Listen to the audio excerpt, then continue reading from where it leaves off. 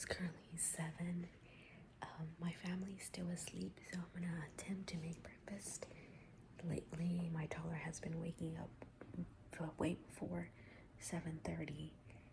So let's see if I have any luck. First things first, don't forget to drink your water. Try to be so quiet.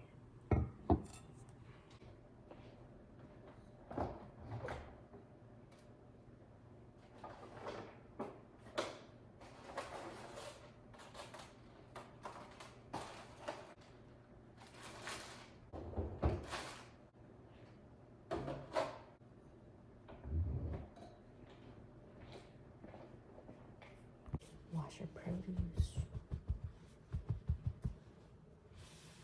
I typically wash my produce when I get them, and then I wash it again right before cooking. So, always washing.